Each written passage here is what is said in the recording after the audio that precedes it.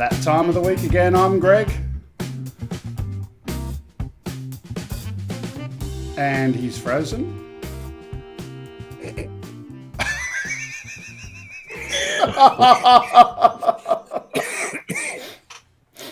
I told you to get comfortable. Look, there's John froze literally at that point where we were going live, and he's just rejoining at the moment. There we go. Let's kill the first John and put the second John in there. That couldn't have been timed any better if we planned it. I'm Greg, and he will be John when he comes up in a moment, but at the moment he's frozen like he's sitting in a coffin there. We'll try and do the magic and get him on the screen in a couple of moments. Hello and welcome to OzByDrone. We come here once every week to talk about drones and other tech stuff that interests us, and have we got you there yet? No audio. We'll work on that. We hear you, John. I do. You there? I'm here. I've got him. Hello. That was so funny. You looked like you were sitting there in a coffin, sorry to say. I know. Well, you know, at this point on a Saturday morning, sometimes I feel like I'm there. But it's great to be with everybody. And welcome to the show again. Here we are, OzByDrone. What's been happening, Greg? Well, I want to start with you because you were kind of intriguing us a little bit before we went on air and talking about some stuff. You've been hearing some rumours. There's been some rumours. We sort of think there's going to be a release from DJI on the 26th of September. A lot of speculation coming from a lot of different places. We've seen a few photos. We've seen some patents, which are interesting, with a 1-inch sensor with a possible zoom on it, which is fantastic as well. And one of the most interesting images that popped up and was sort of discredited was a hybrid between what looked like a Mavic and an Inspire.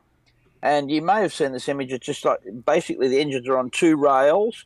It looks like it folds up a different way, perhaps, you know, and there's not a lot of information about that at all. Had a really nice looking camera on it.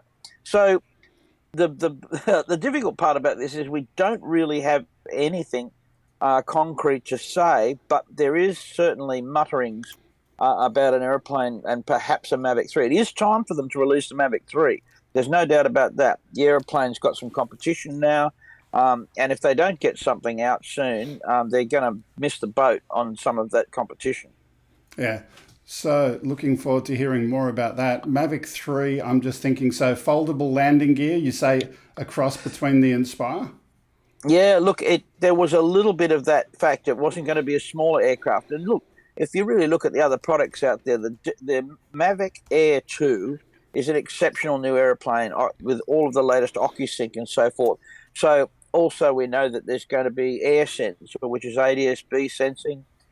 We know we've got a new waypoints mission now that came into the Matrice, where you can have up to 65,000 waypoints. This is all software. This is all sort of stuff that can be engineered into a new Mavic.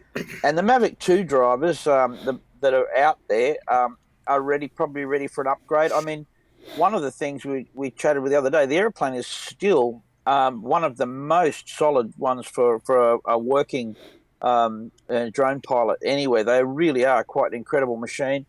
The Phantom still holds its own with the version 2. So, you know, there's some indications here DJI really got some of this engineering right. But there is enough technology there now, and we're talking about a zoom, 1-inch sensor with a zoom. We're talking about AirSense. We're talking about OcuSync 3, OcuSync 2, and Waypoint 3. So DJI have this now, this technology in other aircraft, and we want to see it in the Mavic, the latest version of the Mavic. So, you know, the timing's right. Who knows? So, yeah, the info Mavic 3 release date will be on September 26, 2020. But that's old. That was old info published back in June 28. Yep, we're getting closer to it. And of course, what we're looking for now is we really follow the patents and the camera manufacturers. So when a camera is going to be ready, it's well and truly engineered and patented early. And so, you know, the first indication you get of this sort of stuff.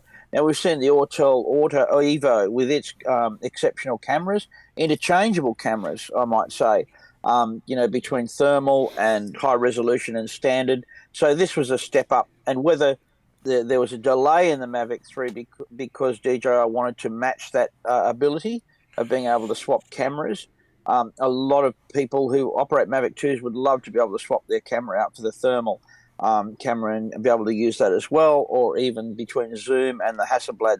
But technology's moved on, and we're 2 years old with the Mavic 2 now, so time for an upgrade.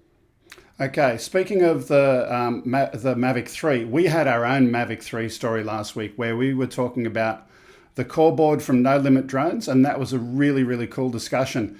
Now, just a reminder that we're giving away a free copy of No Limit Drones for whoever has the most interesting comment on last week's video from the show.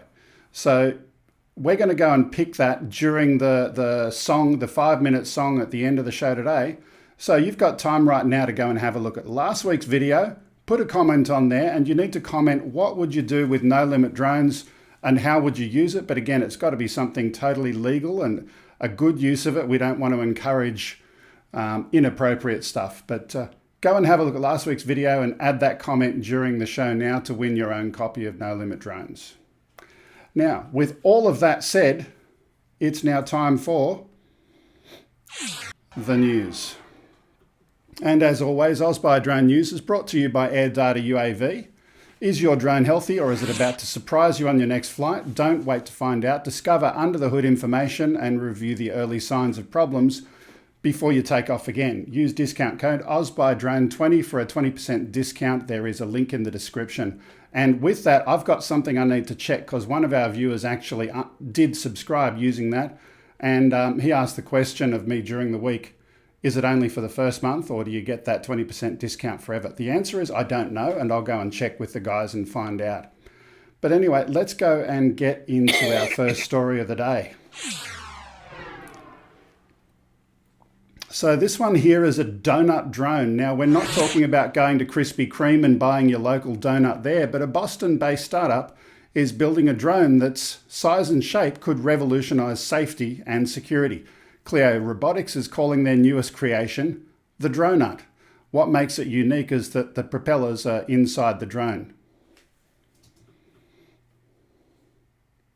A Boston-based startup is building a drone whose size and shape could revolutionize safety and security. Clio Robotics is calling it the Doughnut. What we've built is a platform. It's a better platform than existing drones, which are quadcopters that are very, or could be very dangerous and very intimidating. The company's CEO and founder says they came up with the idea after working in the oil and gas industry. I was exposed to how confined spaces are inspected, where people have to go into very dangerous, hazardous environments, basically to look around and take pictures. And we thought there must be a better way.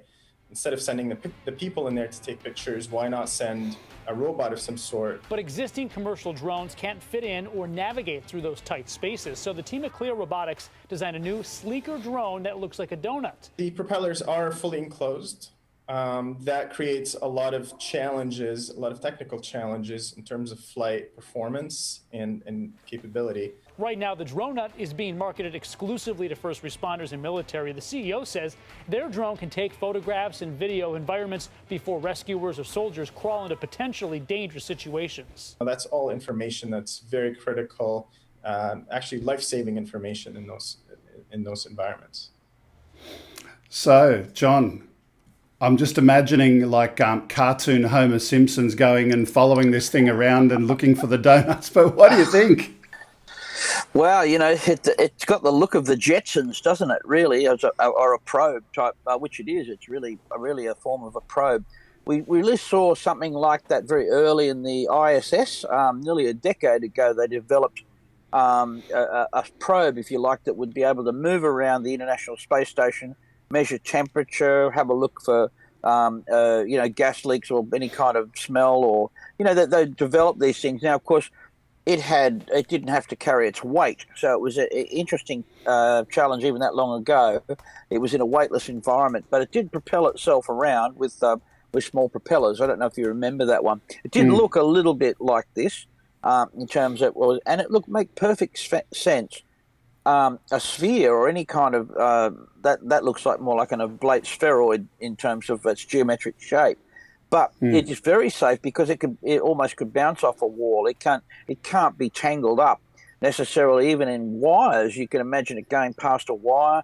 It would brush past it. I mean, that's a really significant step, and obviously a lot of thought gone into what geometric shape should the aircraft be, so that it doesn't fall into those kind of traps. You know, to winner, it's got to be a sphere of some kind, of course. But I'd love to see how the propellers are arranged. I'm just looking at that right now. So, right, if you go and do a Google Doughnut and Clio robotics, I can see one now from above. And this just doesn't make sense to me because it's a single prop design, single prop ducted fan. So how are they actually doing the counter rotation? Have they got some little dude running around inside in the other direction? No. I don't know. Well, guide vanes are the way to do it, and it's used in helicopters that have ducted fan tail rotors. And so what you do is, although the thrust, the air is being drawn down through the donut as it comes out the other side, of course, or on the bottom you've got a vane system where the air then is directed to stop the rotation. Difficult to control. I mean, here's I can sort of sense how it might be worked with a single rotor. And there's a challenge, and there's even some software out to manage single rotor type UAVs. But what I can't figure out is why they called it a donut. You know, I mean, it's one of the most advanced looking pieces of technology I've ever seen. And you know, I mean, couldn't it have some kind of, you know, specky name? I mean, it's okay. I'm just having a laugh at it because I think it is. It looks like a donut, and they've just gone for the simplest path there. But believe me, it's got more tech in it than I've seen in a UAV in quite a while. I know that for sure. There's a lot of tech in that to make that work. And again, I'm just looking at some photos, and apologies we don't have them on the screen, but there's no secondary control surfaces that I can see. So the only thing that I'm guessing is that they've got some, you know, center of some mass in there that they're moving around, or multiple masses to upset which way the fan's going to be directing the air. A twin rotor would work, of course. So my suggestion, you know, would be, if we have a close look at if there are two engines, coaxial engines in it, and the props are going opposite directions, there's that problem. There's no reason to think there can't be an internal substructure that spins, because you could do that. And I mean, if you even had the whole object spinning at the right rate, you could get stability in that as well. And even if you know gyroscopic forces, once you're spinning an object, you can direct force at 90 degrees. So by actually rotating the object, you can create lift, or what you'd really call in anti-gravity in some circumstances, the force of the rotation working in a certain direction. So there's a lot of stuff there, as I said, heaps of tech, much more than I really understand. I don't even profess to know how they've done it, but I'll be looking at it for sure. It looks really clever. Yeah, look, really cool. Our second story today is Air Services Australia. Air Services Australia is partnering with Queensland University of Technology to automate drone flight approvals. Drones that can carry out critical supplies, reach more people up to 50% faster, and all of those kind of things during a pandemic. But the story is that Air Services is partnering with QUT to automate flight approvals. This was published on Drone DJ. So we're going to take a year now for a university to work out that it should be done like the Americans have been doing it for the past year with LANC. You know, why don't we just adopt the system they've got? I mean, because we've got to have our own incompatible standard. Oh, look, I mean, LANC has been going, and you talk to Air Services, and some of them never even heard of LANC. You know, I mean, I can remember that day, and we were all excited about the possibility of having a system like that. And the Americans have rolled it out faster and faster, and are using it mostly successfully. I've got to say, if you're Part 107, and they're getting on with it. You know, now we're going to, you know, I don't want to be overly critical of the process, but to engage a university to do it and spend all that money researching something, yeah, they might find something they like a bit better. But, you know, spend the money on something else, you know, put it back into the UTM or something, you know, work out a way that we can have a little bit more freedom certifying the machines to have more capability rather than do something that somebody else has already worked out. Well, there Am I is one wrong? thing that the Americans have done right. Yeah, Oh, damn. absolutely. Grumpy stepped away. I was trying to rile him up, but never mind. He stepped No, away. I like the Lank system. I think Lanka's it's a good good. system. Lanka's a good system. I like it. But moving on, Zipline and Walmart have partnered together to launch drone deliveries of health and wellness products. In the US, the companies have announced the program is for on-demand deliveries of health and wellness products and will begin the trial in early next year near Walmart's headquarters in Bentonville, Arkansas. Zipline's launch and release system allows for on-demand delivery in less than an hour, and operating from that Walmart store can service a 50-mile radius. But watch this.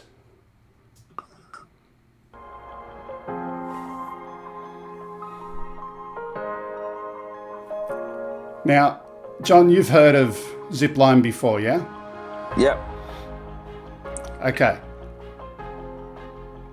Now, I don't know the geography of, do you actually say it Arkansas, or is it just Kansas with the AR silent? I don't know.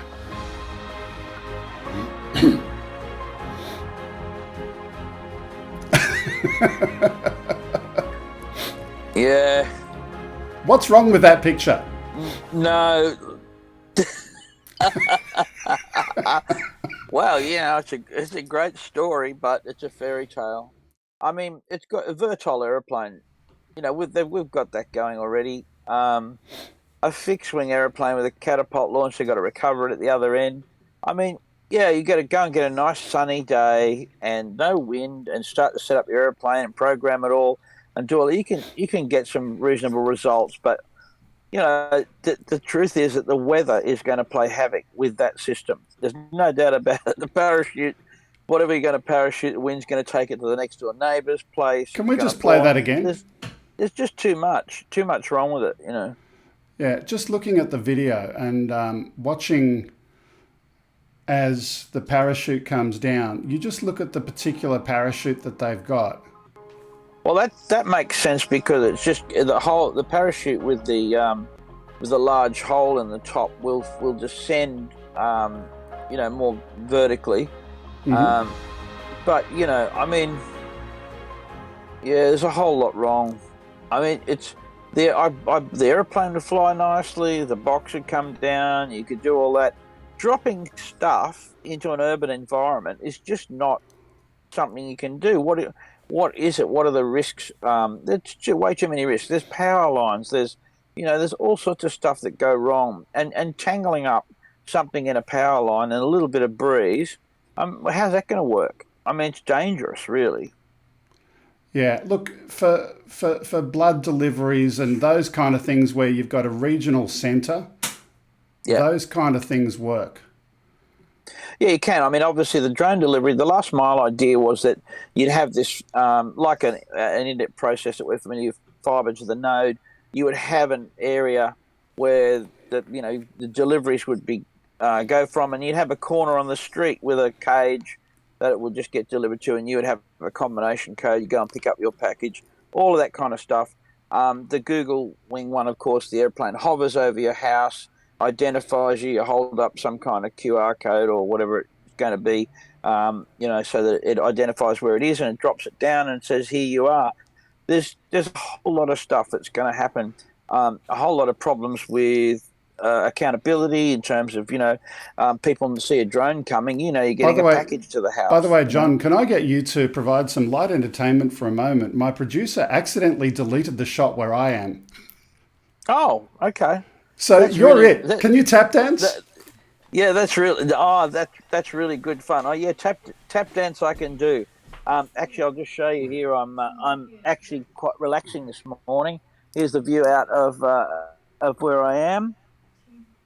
There you go. A little cloudy day here on the water, but I'm in office number 2, where you can see all of my aviation books are here, and all of my stuff in the office that I have, and also I can go to sleep in this office as well, which is kind of cool. Going back to the drone delivery thing, and here's a fun idea. Seeing you wanted a joke of some kind, I thought about doing a video this week. Morrison Aerial Robotics launches drone delivery service Australia-wide. And what I was going to do was we're building these drones and you can get them delivered, actually drone delivery being a drone arriving. Anyway, I'm back. Little twist on the words, and I thought that would be fun. So it might be one of those things like this where we see, here's a drone delivery service. It's got all the hype around it, and it looks lovely, and it's very polished in the sunny day. So, Greg, I was just saying, I was thinking about Morrison Aerial Robotics delivering, because we got a whole bunch of tellos, and I could launch, the headlines could say Morrison Aerial Robotics has drone delivery service, but what we're doing is we're delivering drones. We're shipping and you would go, everybody would check, oh wow, drone delivery service in Newport, fantastic. Yeah, we'll go right to your door and you can get a drone right to your door. No problem at all. It'll come in a truck. But, you'll get some good marketing. Oh well, there you go. And that's really what this story is about. And I don't want to discourage it. It's going to develop lots of things going on. Anyway, move on. Moving right along, we've got the big drone. Big drone. Chinese passenger drone company Autoflight recently unveiled their V400 cargo and passenger drone at the 2020 World UAV Conference in Shenzhen, China. The V400 Albatros comes in two models, with the first being full electric and the other being a hybrid. Although the two models run on different fuel sources, they've both got the same maximum takeoff weight of 400 kilograms and also a 100 kilo payload capacity. The V400 is designed to be used for long distance logistics and cargo operations, and the big difference comes with the range. So the electric model has a range of 300 kilometers and the hybrid has a range of 1,000 kilometers. This one's also being touted as a passenger and a cargo drone, a very, very, very large aircraft.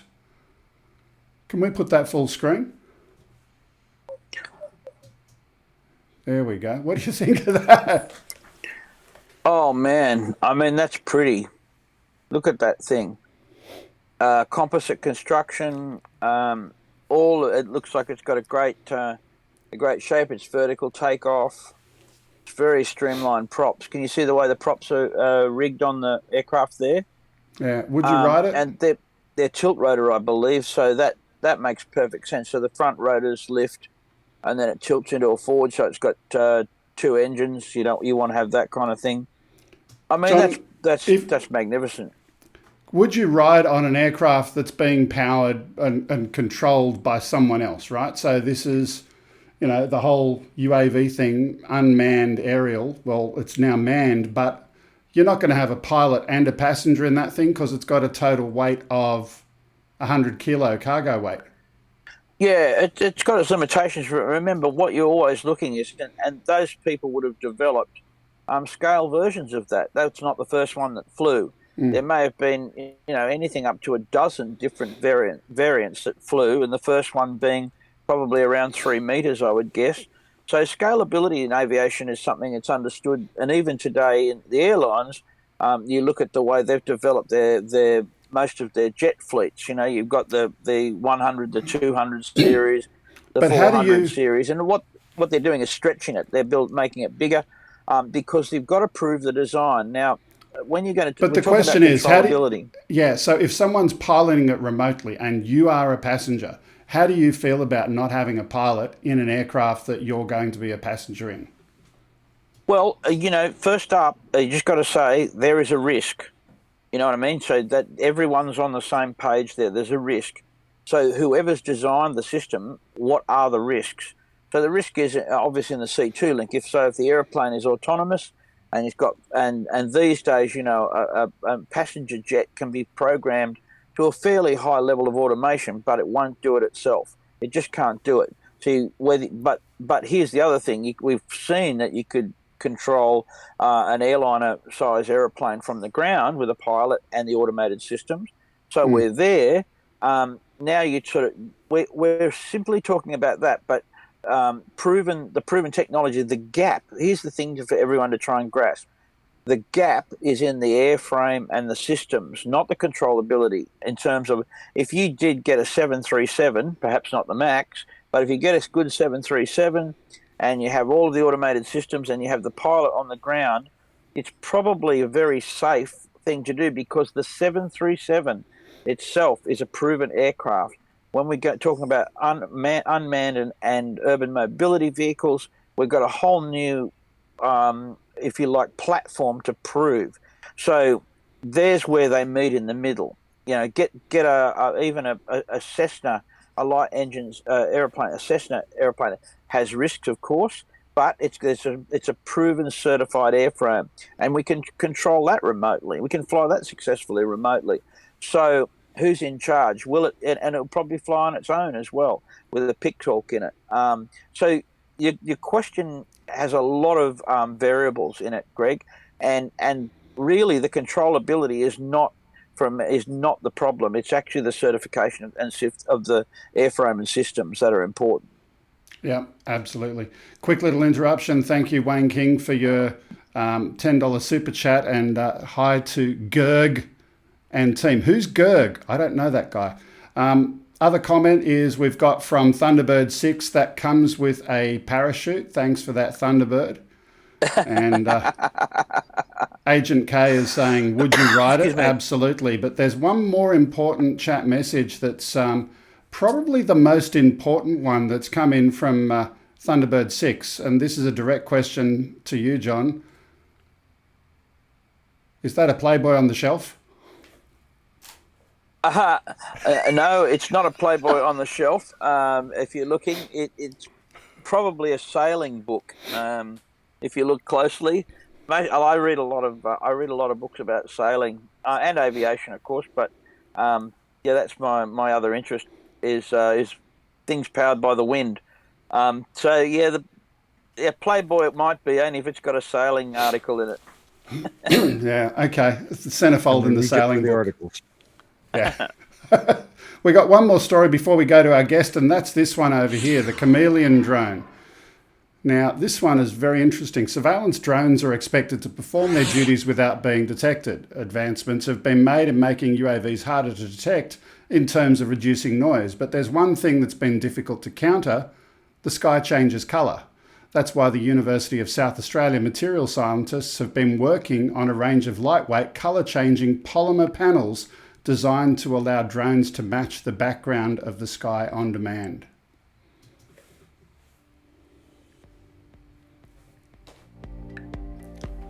And I forgot to edit the beginning of this to shorten it. My apologies.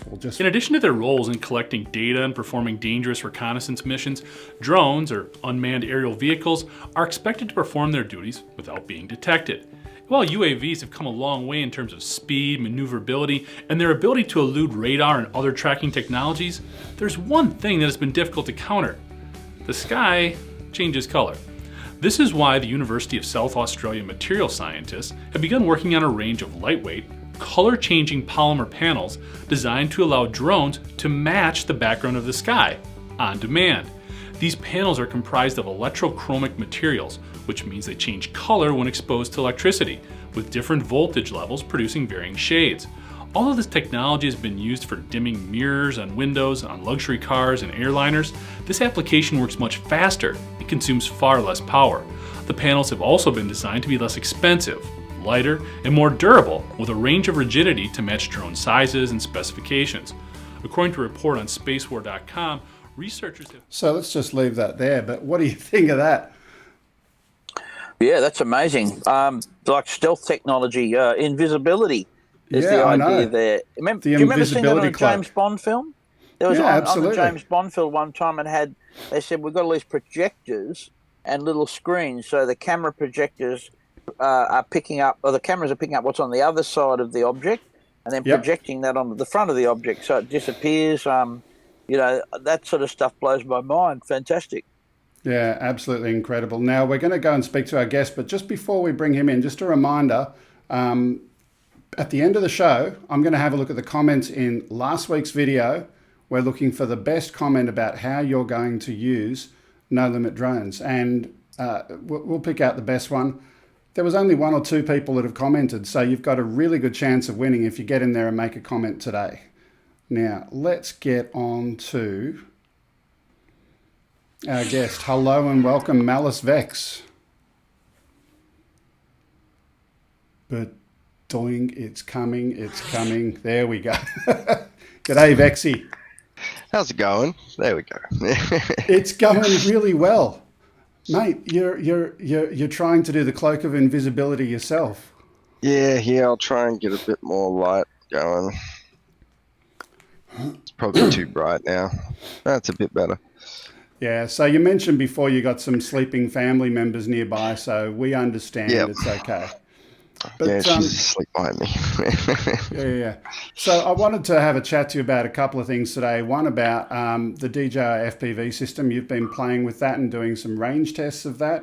And the second is just getting video into live streams in general, and we're going to do some of that today, hopefully.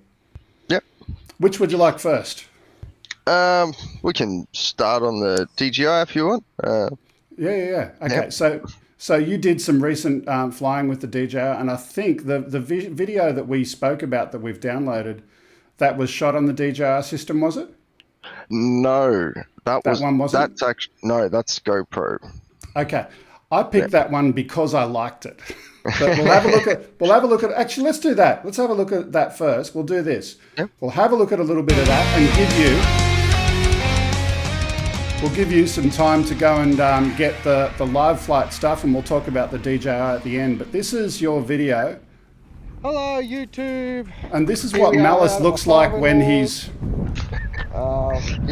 just gonna have a cruise on his property, the hillside and around the farm. Hope you enjoy.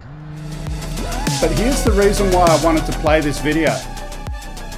And John, just having a look here.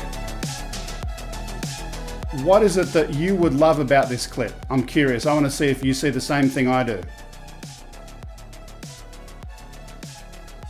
And I think John's frozen again. No, I'm not frozen. I'm just picking up. I love how smoothly it's flying. Okay. I love the weather. The range is good too. That's unusual. Oh, yeah. I can't hear the music, Greg, so if it's the music, I'm not hearing that. It's not the music, that's Wirecast. But the thing that I loved about it is smooth as. Smooth, number one, but number two, also the altitude to ground level. He's very close to the ground. I mean, so many people fly it up in the clouds, but you don't get the same kind of feeling of movement, and this is just absolutely awesome. Yeah, it does make it good. You know, Bob Hoover, who was one of my great heroes in aviation, and I was lucky to meet him once, he said, you know, flying close to the ground is not about how low you can fly, but how precisely you can fly. He said the aeroplane doesn't know how low it is. You know, it doesn't know where the ground is. And so if you fly, you could be flying the same routine at 3,000 feet, but flying precisely and the precise altitude management is what absolutely is necessary to do it properly. What altitude was that, Malus? About a foot, 2 foot. You've been practicing that, man. Yeah, it's so good. I like flying. I love flying fast and low, and then do a nice end shot. And the fact that you're in the middle of the sticks, and the fact that you don't have lots of buildings and other structures around you, you've got lots of grass, so it's a good way to take advantage of it. Yeah. So, Malus, tell me how many hours a week are you flying? Not as many as I'd like. Probably at least an hour a day. Yeah, there you go. So you're going to say you're flying most days? Yeah, I fly. If it's not raining, I'm going to have a flight that day. Yeah. So I know that that's good for listeners to, when you're looking at someone with this kind of skill set, one of the things is, if you flew for 5 hours in one day and didn't fly for a week, that kind of doesn't cut it. Skill sets to do this require you to do it each day. and it's the same as playing a musical instrument to a high standard. Exactly the same thing. A little returning your mind and muscle memory to the task each day is what reinforces the skill set. That's really good, man. I can tell when I see someone fly like that. You're flying most days. Yeah. So that was a really cool look. Now, I was trying to hint to you to go and get your aircraft ready to go and put it up by the time the video ended. All right. I'm a twit. There we go. I got the battery plugged in. Silly. I should have gotten the goggles already, but I thought I'd show you the drone before I swap over. Okay. That's so we're flying a little one. Yeah, it's very small, but should do about between 70 and 80 kilometers an hour, and it's running on a 1-cell battery. Okay. So the Malus, while he's going out and getting that up, is running a USB stick radio receiver that's plugged in, obviously, to his computer. That's going into OBS, and OBS is coming into a virtual camera, and the virtual camera is coming into Rendezvous. Got all that? Yeah. That's pretty good. I can't believe the range of the aircraft. Like he's flying some good distances there for such a small aircraft. And I mean, it's flat ground, And look at that.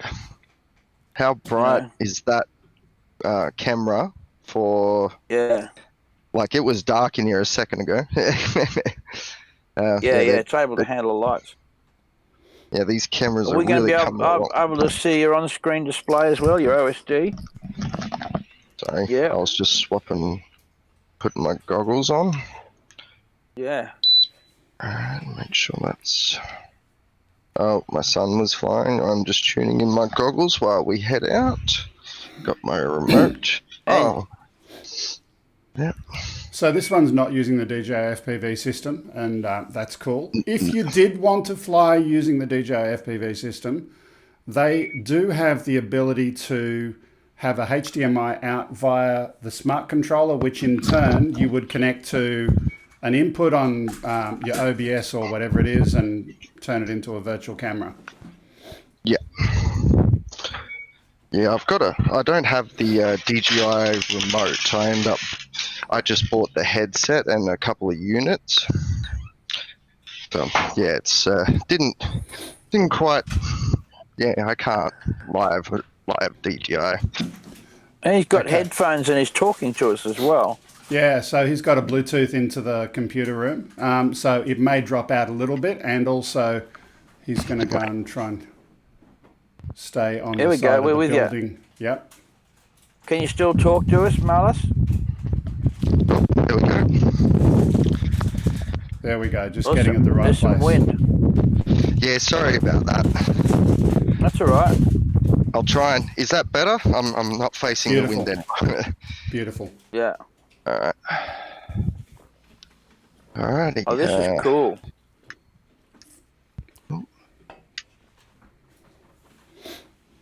Yeah, take us flying, man. Oh, sorry. I think I'm getting caught in the grass. Yep. Mate, you got too much grass lying around. Yeah. There we go. That should be better. It is very windy too, so. Yeah. There's a cold front going through at the moment. Oh, look, here we go. Dude, we're flying.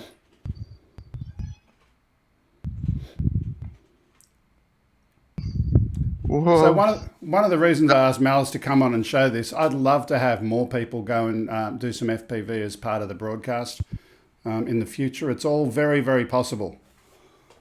Whoa! I think I fail safed. I'm standing behind a water tank to my left, and I've gone too far to my left. I will be 2 seconds. Okay. This is live, everybody. This is live. Yeah. Live crashing. You can't edit it out once you crash. Well, that's why everybody watches, to see the crashes. Yeah. Usually it's Greg's show that's crashing. Yeah, This that's time right. it's just the drone. Wirecast. Yeah. That's incredible. Yeah. You know, it's still hard to fathom the size. Here we go. He's still going. The size of the machine knocks me out. Yeah, this water tank's it's really full at the moment. What's it made of? I think it's Concrete, fiberglass. Fiberglass, but the water, it's mainly the water that blocks the signal. Yeah. Yeah. Is that all right with the headset? Yeah. Yeah. All right, cool. There we go. I'm a little further down now. Hopefully I don't fail safe. Oh, this is a great camera too. This is the new Foxeer Nano. Yep. Yeah, it's very clear. Good nighttime. So let me ask you a question, Malus. In the future, right? Let's hypothetically say we get the same regulations that they're proposing in the US. Let's say we get a requirement to, be online with either via the net and/or broadcast. Have you got GPS coordinates in your equipment there at the moment? Is that something that you've got? And could you add it to that equipment or not? Not this little one. I could do it to my 5 inches quite easy, but this little one, no. Yeah, GPS is a big in store and smaller. You don't need it, do you?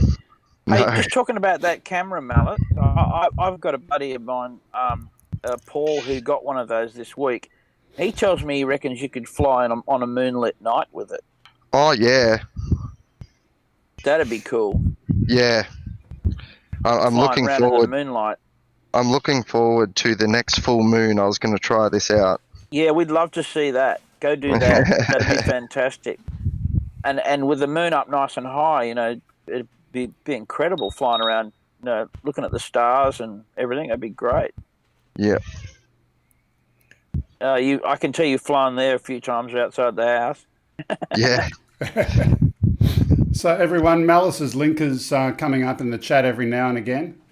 Do go out and subscribe to his channel if you're not already on there. He's got some really good flying. Speaking of which, there is another video, which is the DJI range test video. Yeah, that was fun. Yeah, man. The tree. Whee! You got a ladder next to that tree in case you need it? No, I got the wife's little brother inside. Yeah, right. Cool. Go and get this for me. I can see. Have you flown in the doghouse yet, man? I don't want to fly near that dog. He's friendly most of the time, but I'm not sure with him about drones. There's the dog. Oh, no, it doesn't seem to bother him. He's all That's right. Cool. Yeah, my dog, he's inside. He doesn't like them. Yeah. Not at all. He might not take it kindly if you. Oh, there you go. Might not take it kindly if you go inside his house, though. That might be. Yeah. Woo. Yeah, this thing's got some poke too. Yeah, it has, hasn't it? What flight time are you getting out of it when you're pushing it like this, mate? Probably this one. I because they're only 1-cell batteries and they only cost me about $5-6 each. Yeah. I just fly it till it falls out of the sky. Yeah. Yeah. So I usually get about 7-8 minutes. Oh, that's good. Yeah. That's good. After 4 or 5 flights, you're exhausted anyway. And you stand while you fly. Did you used to sit? I used to, yeah. Now I stand. You can do it now. You can stand. Yep.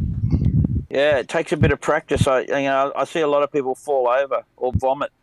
Yeah, yeah.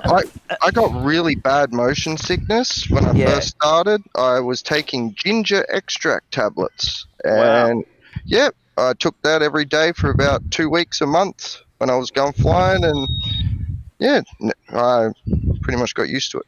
Now you got it is. It's getting used to it, isn't it? Oh. On your there you go. On your OSD, have you got a horizon and that kind of stuff? Are you looking at that kind of thing, or just looking at the picture? Are you? Yep. Excuse me, Bruiser.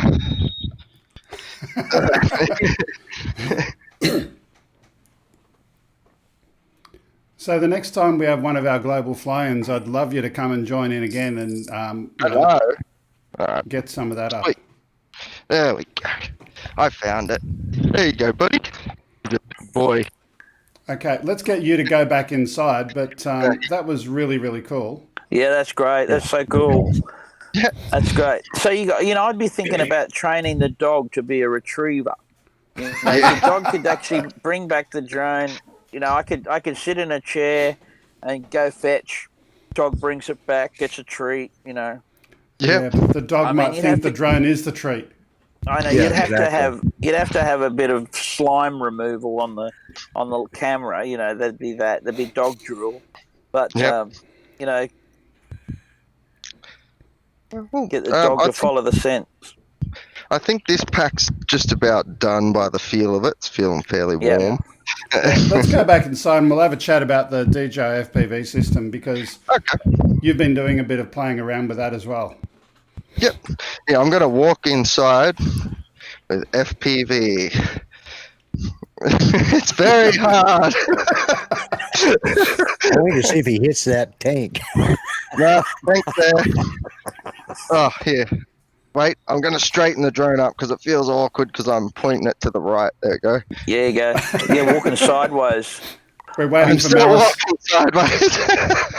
We're waiting for Malus to tank. Yeah. I cheated. I took the goggles off. Yeah, there you go. Okay. Yeah. All right, quickly running. And I got to walk all the way around the other side of the house. Yeah, that's cool. He's coming in. Can we follow the other picture? Yeah, we can do that. Oh. And yeah, I'm back inside. Okay, let's switch back over to your local camera shot. Yep. And again, that is a really, really stark example of the light sensitivity out of that camera versus your local webcam that you're using off your... Yeah, it's brilliant, isn't it? Like I can't wait to try and fly it at night on private property. Yeah. Absolutely. Yeah. Okay, so let's talk about DJI. What are your opinions about that? I'll just quickly take this headset off. Okay. There we go. But the DJI headset is brilliant. The screen, like compared to this one here, like I'll just quickly grab it so you can see side by side. Sorry, just taking all my gear off. Ooh. Alright. This is the DJI headset. Just carefully take that out of my bag. Alright, this is it here. More light. There you go. Look, we've seen it before. You look like a Lord of the Flies when you got it on. Yeah. But yeah, just the screen size of this compared to my older goggles, it's like, yeah, it's like half. The screens in this are insanely good. Like I'm so happy with it.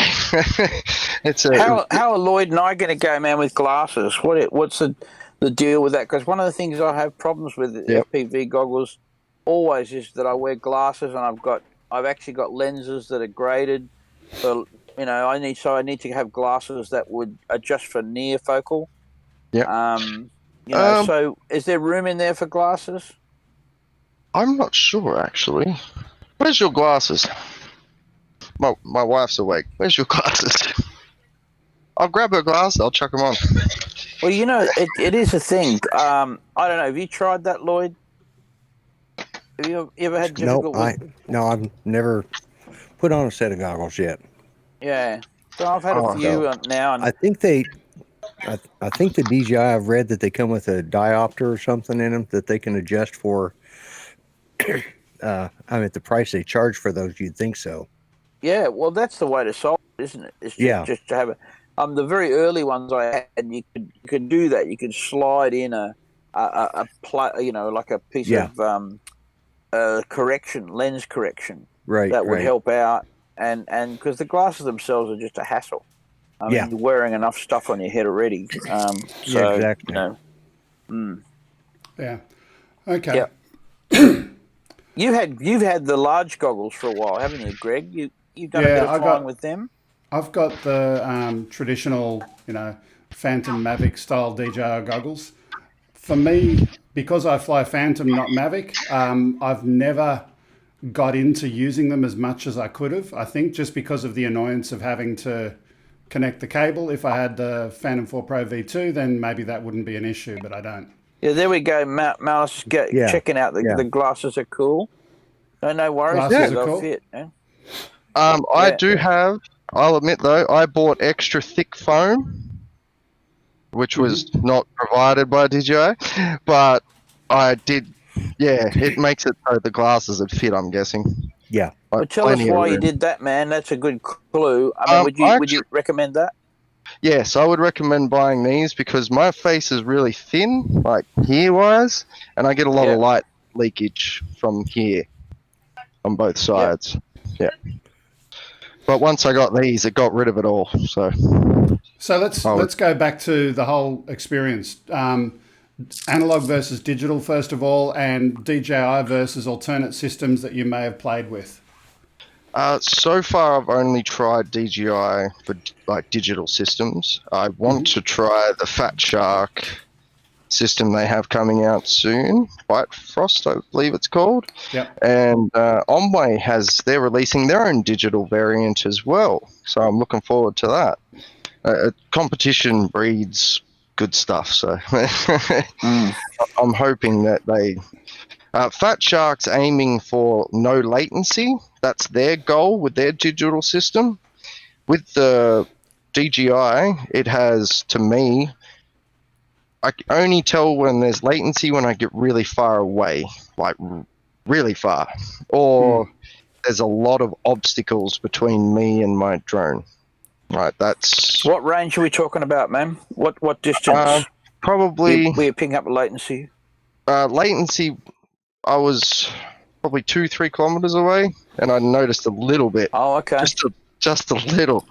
Other than that, that's great. When there's probably 20 trees between you and yourself, like thick green bushy trees, you'll notice a bit. Yeah. But other than that, it is smooth, crystal clear. They're transporting the signals at 50 megabytes per second now, and there's a little signal indicator in the bottom right hand corner, so you can always tell when you're getting low. It's brilliant. I love the system.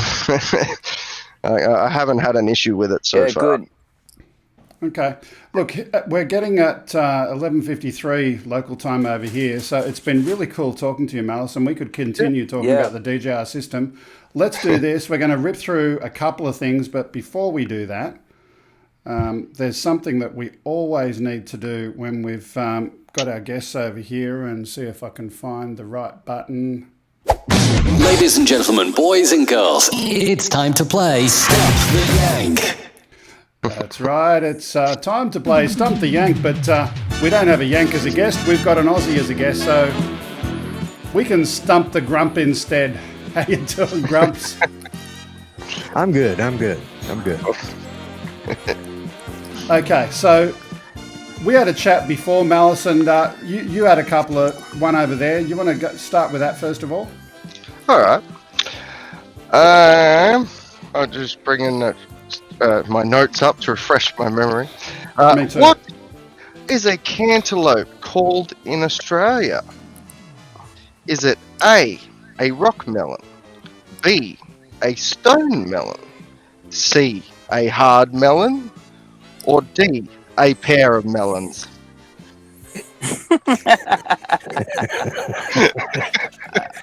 I'm glad this wasn't, the laugh off. Cantaloupe. I added the fourth answer. I have to admit to that.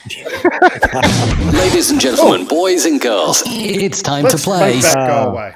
There we go. My wife has lovely cantaloupes. Yeah, that's right. Yeah. Rockmelon. Rockmelon? Yep, you got it right. Congratulations. At least got one of them right tonight. So I've got one for you over here. What does the term Tricky Dicky mean? Is it the name of a TV co-host, the name of an adult entertainer, the name of a football player, or the name of an electronics company owner?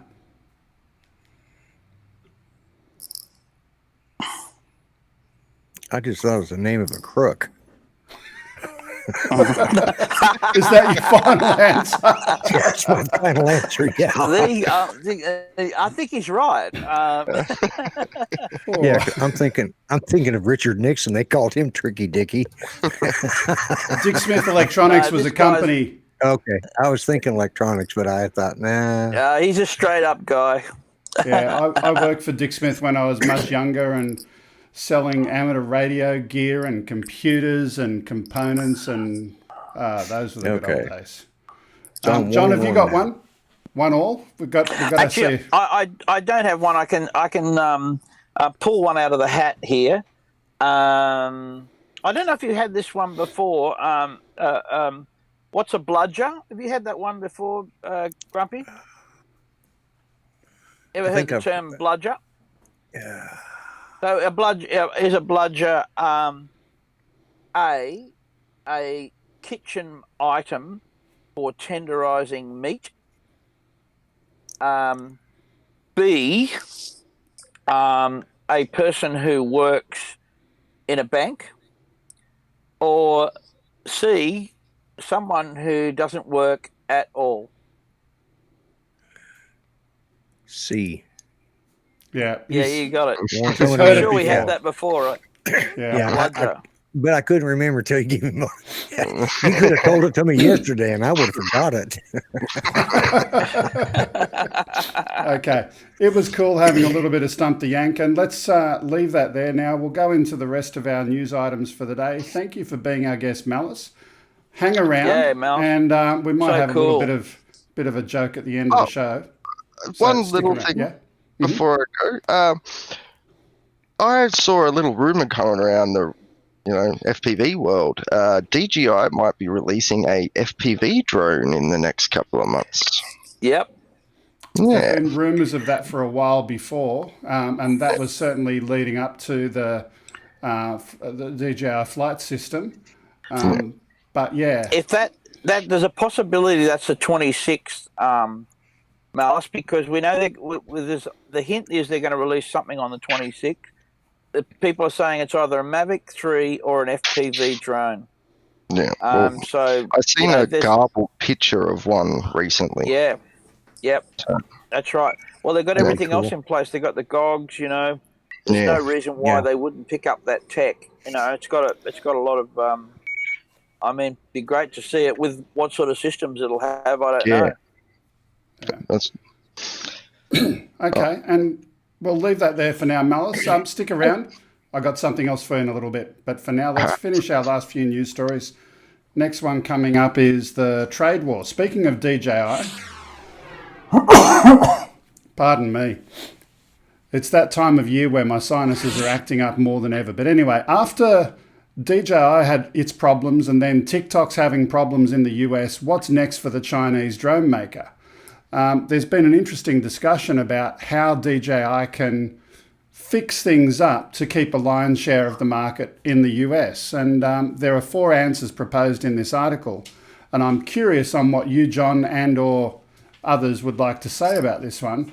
And that's a pretty boring photo, so we'll just go back to the studio. But number 1, should DJI move to the USA and physically operate out of the US? Number 2, should they run where they are and have US ownership? Number 3, should they use a third-party US company to verify all of their source code and their designs to overcome US concerns? Or number 4, integrate with a US company providing flight control and so on with a US company to do that? What do you think they should do?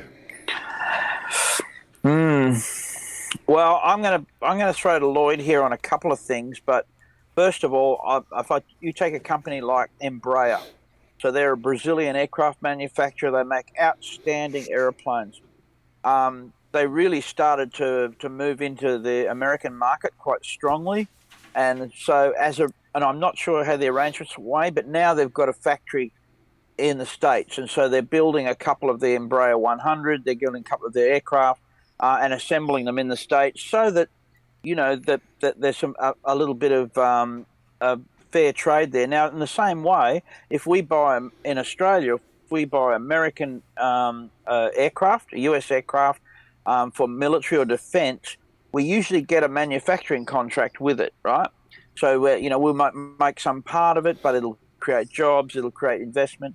And so Hawker Pacific in Australia has often made the various jets and makes parts, tail parts for the stealth fighter and all sorts of stuff. So this sort of idea is in place. It's nothing new to have a foreign company and perhaps a consumer make an arrangement where they can say, look, we can both do well out of this. You can manufacture the parts, you'll get this, and we'll have a free trade access into your market. We're not killing your market. So, for DJI to whole lock, stock and barrel move out of China, I don't see that, but I don't see that they would have to under the potential trade agreements that you could have. Lloyd, enlighten me. Well, I think that's part of the problem is the free trade, and I don't think anything's going to happen until after November this year. So, yeah, we'll see what happens after November.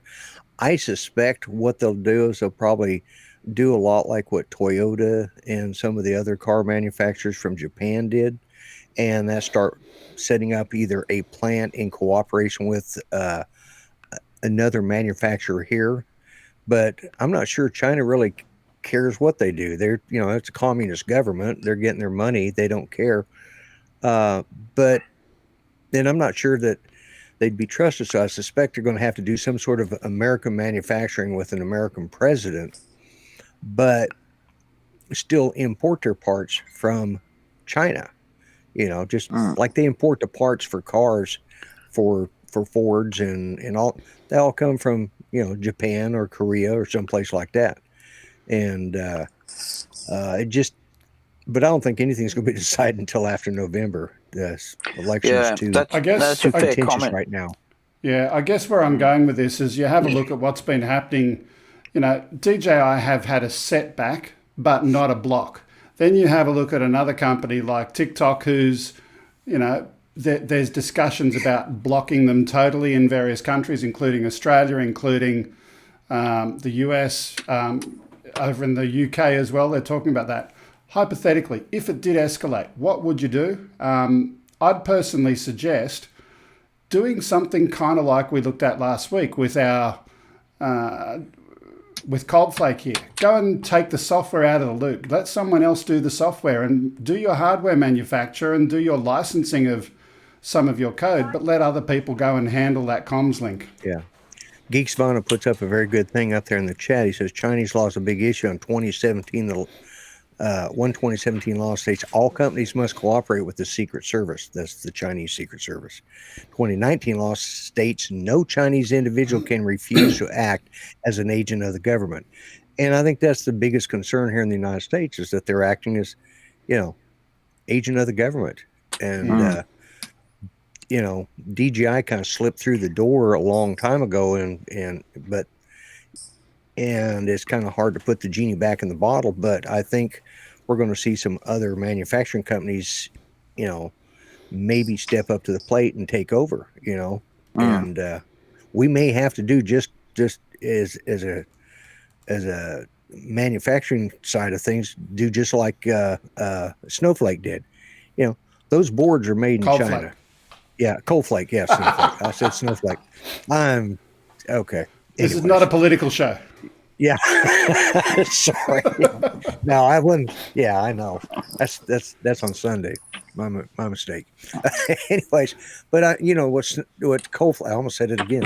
Coldflake said, the boards are manufactured in China.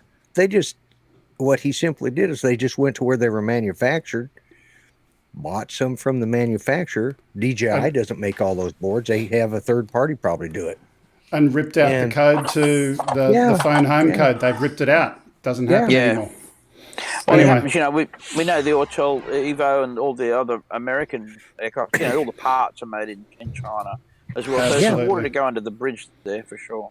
Yeah. We got 3 more quick stories. Let's get into them. Next one we're looking at is the combat drone, and this one is the Loyal Wingman.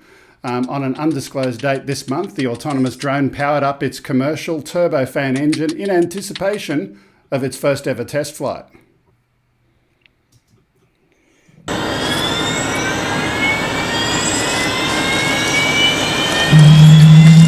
Now, I just want to say that it's very, very loud.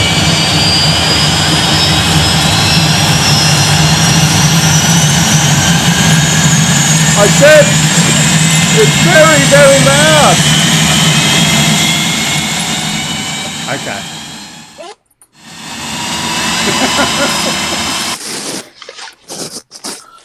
Oh, that was very, very loud. But I did want to deliberately leave it turned up. Absolutely.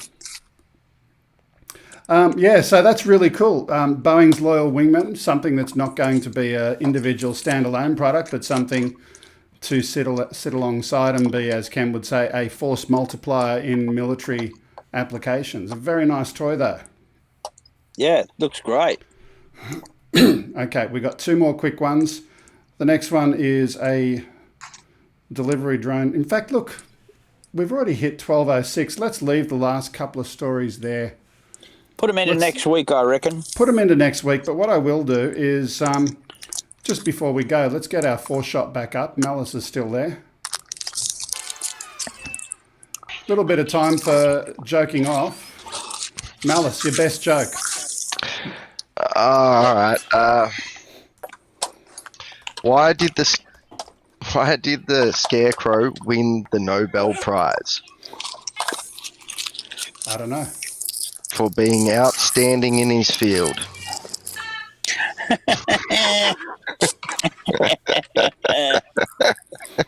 No. Boom, boom. Didn't do it for me. Okay, Lloydie. Hello, Lloyd. Hey, turn on my mic, yeah. What do you call 2 fat people having a chat? What? A heavy discussion. I like it.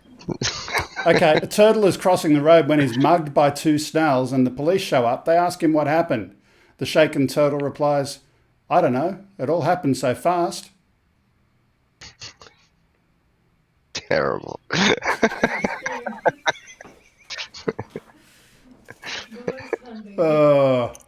Okay. What did the 0 say to the 8? Nice belt.